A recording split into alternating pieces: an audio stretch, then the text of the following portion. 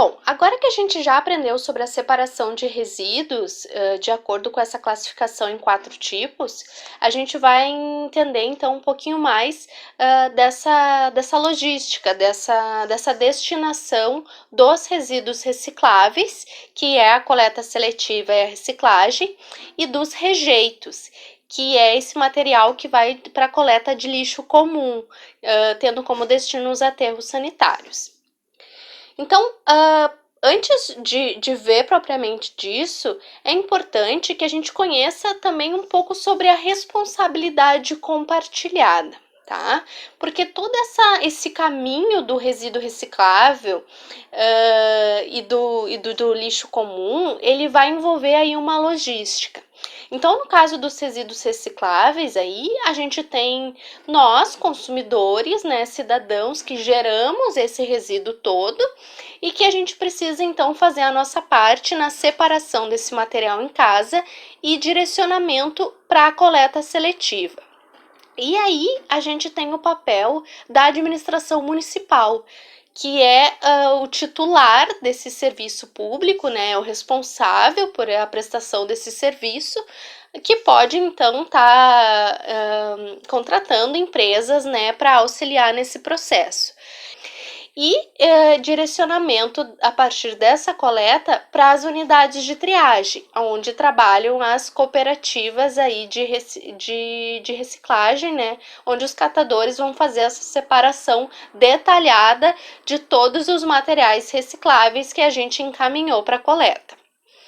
Por sua vez, a gente vai ter um outro ator social, né? Então, um outro órgão aí envolvido nesse processo todo, que são as indústrias, né? As indústrias de reciclagem, os fabricantes, atravessadores, que são essas pessoas, né? Esses atores que vão estar junto nessa cadeia e que são responsáveis por estar comprando, né, esses materiais das cooperativas ou recebendo através de ecopontos e pontos de entrega voluntária esses materiais e vão então estar tendo esse papel de fazer a reciclagem desses materiais e depois posterior encaminhamento para o comércio, né, na forma de um novo produto. Então a gente também vê aqui o papel do comércio em estar aceitando, né, e estar colocando à disposição também cada vez mais esses materiais que são frutos, que são provenientes de matéria-prima reciclada, para a gente de fato estar gerando, né, essa cadeia e fazendo acontecer todo esse ciclo aí dos resíduos recicláveis. Então, o que é a responsabilidade compartilhada? Segundo a Política Nacional de Resíduos Sólidos, é um conjunto de atribuições individualizadas, né, de vários atores sociais e encadeadas, para que a gente possa minimizar o volume de resíduos e de rejeitos que a gente gera e está reduzindo então os impactos ambientais causados aí à saúde humana, à qualidade ambiental, que são decorrentes então desse ciclo de vida desses produtos. E aqui, então, nessa próxima imagem, a gente já consegue ver o grande papel, né, e a importância que tem os catadores que trabalham nas cooperativas, né? Então, a própria política, a Lei 2.305, ela prevê a inclusão social dessas organizações de catadores, né, para garantia também de trabalho e renda para essas famílias. Então, aqui na imagem, a gente vê uma esteira de triagem, né, uma mesa, tem cooperativas aqui na Bacia dos Sinos que são um pouco mais estruturadas, então essa mesa aí é mecanizada, né, ela vai passando aí essa esteira, né, e os resíduos vão chegando, mas tem outros locais, né, ou alguns municípios que a cooperativa não tem toda essa infraestrutura, então nada mais é do que uma mesa mesmo, onde o catador vai empurrando então esse material. Os catadores, cada um fica responsável pela coleta de algum tipo de resíduo. A gente viu que tem vários tipos de resíduos, né? Que o catador ele não separa só por tipo de material, como também pela cor, né? De acordo com as indústrias que ele consegue vender. Depois, então, de fazer essa separação, cada um dos resíduos ele é prensado numa máquina, né, para diminuir o volume desse material e colocado em fardos, como vocês veem aí nas imagens, né? Então, fardinhos de diferentes tipos de materiais. Esses fardinhos aí, então, estão prontos para serem vendidos aí para as indústrias. Esses materiais são vendidos por quilo, né? Então, por exemplo, a PET branca, que é a embalagem de refrigerante transparente. Tem uma cooperativa aqui no município que está vendendo o quilo desse material por R$ 1,90, né? Então, para vocês verem a quantidade também de material que o catador precisa juntar, né? Para então estar vendendo aí para as indústrias e ter o sustento aí para os trabalhadores. Então aqui a gente tem algumas imagens, né, da indústria de papel, de latinhas, que é 100% aqui reciclada, né, as latinhas de alumínio. O vidro também, né, é triturado, né, é separadinho aí para ser transformado num novo vidro. E aí os diferentes tipos de plástico também são separados. Então são vários processos industriais. Aqui a gente também consegue ver algumas imagens. Tem algumas cooperativas que não fazem só a separação dos resíduos, elas também conseguem fazer algumas etapas de beneficiamento desses materiais.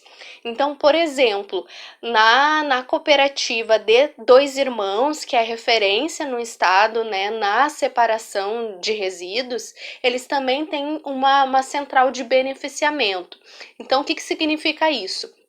Que além dos catadores fazerem a separação por tipo, eles também têm alguns maquinários que fazem aí a lavagem desses materiais, picotam, né, aglutinam, passam em máquinas extrusoras, centrífugas. Então são vários aparelhos, né, vários tipos de máquinas aí que vão beneficiar e transformar esse material, né, esse resíduo em grânulos, em pellets. Então são pequenas bolinhas que são matéria-prima.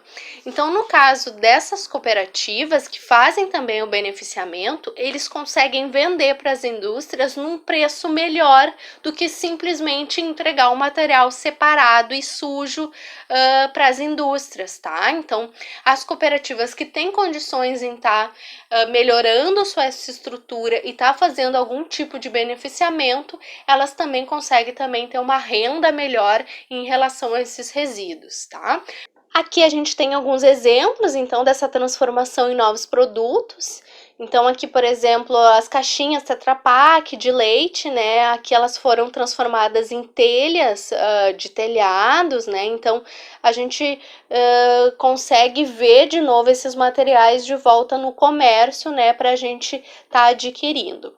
Aqui também tem outros exemplos dos copinhos plásticos do tipo PP, essas embalagens aqui, ó, de sacos, né? Esses sacos de ráfia que a gente chama, também aí podem ser transformados, por exemplo, na madeira plástica, que nem a gente observa aqui, que foi utilizada para confeccionar uma lixeira, pode ser utilizada para confeccionar móveis, piso, né? Então, a gente pode fazer aí toda uma casa, todos os móveis com matéria-prima reciclada e fazer aí o telhado com a caixinha de leite, tá?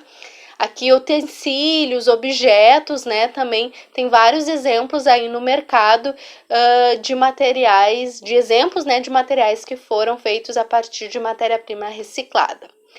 Bom, e o que acontece então com esses resíduos que não são aproveitados, né? Como essas embalagens aí que a gente já falou dos salgadinhos. Então, tudo que a cooperativa não consegue vender, ela vai se transformar em rejeito, né? Vai ser rejeitado e todo rejeito tem como destino aí os aterros sanitários. Então, aqui a gente tem uma imagem do aterro sanitário aí da CRVR, que aqui os municípios da Bacia dos Sinos ou direcionam para Minas do Leão, do aterro que está localizado lá, ou então no município de São Leopoldo, que também tem um aterro sanitário. Geralmente é uma empresa, né, que é paga pelo município para estar fazendo essa coleta e o transporte desse resíduo, né, desse rejeito.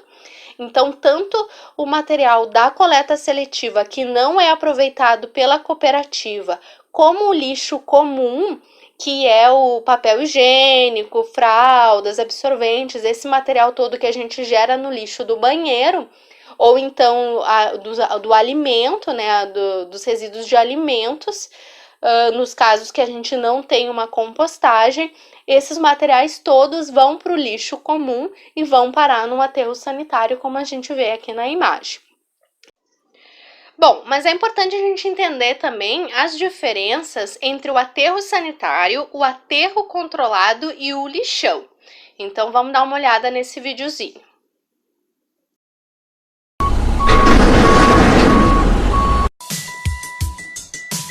Os resíduos sólidos, especialmente os resíduos urbanos, possuem 3 destinos, a saber, o lixão, o aterro controlado e o aterro sanitário. Um lixão consiste numa área de disposição livre de resíduos sólidos, sem nenhuma preparação anterior do solo. Não tem nenhum sistema de tratamento de efluentes líquidos, como o chorume, que ao ser formado infiltra-se no solo, podendo atingir os lençóis freáticos. O lixo fica exposto ao meio, atraindo vetores de doenças.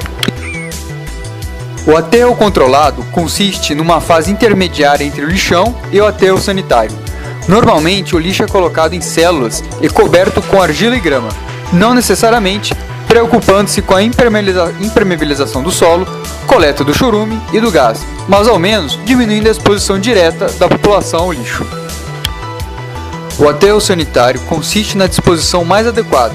Antes de iniciar a disposição do lixo, o terreno é preparado com nivelamento de terra e com o selamento da base com argila e mantas de PVC, a fim de evitar a percolação de chorume.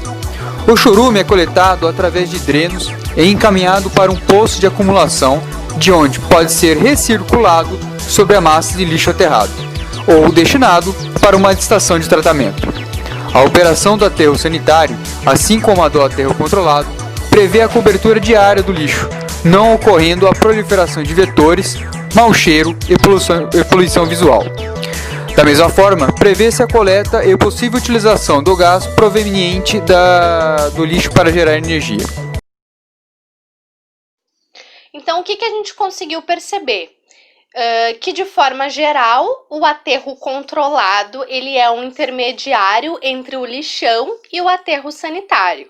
E o lixão, então, é uma disposição inadequada dos resíduos, tá?